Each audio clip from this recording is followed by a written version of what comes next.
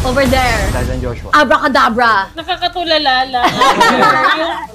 Nadala niya lang yung ganun. Oo, nakakatuyo ng lamunan. Sobrang Hindi natin super. hindi namin na-feel ng rehearsals. Even ng technical rehearsals. Walang ganun, pero iba yung hype kapag nandyan na yung audience, nandyan na yung mga hurado na kikilapi sa amin. And at the same time, yung fulfillment, nakakaiyak. Yung pagkatapos, gusto mo na umayak.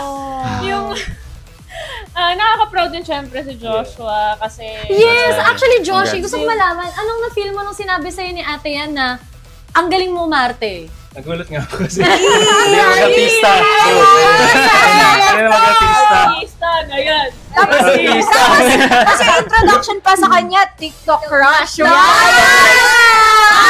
ikaw pala yung TikTok. Papasahin!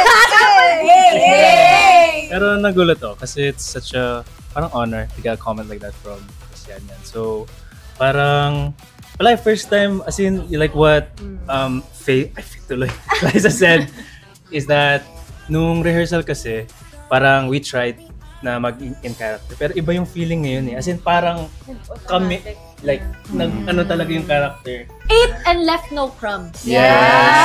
Thank you, guys! For sure, Congratulations sa inyo. Ang galing-galing niyo. We're so happy. We're so happy. Congrats, guys! Marami pa kami abang sa inyo. Congrats, brothers. Thank you. Pahinga na muna kayo. Stages yan. Group hug!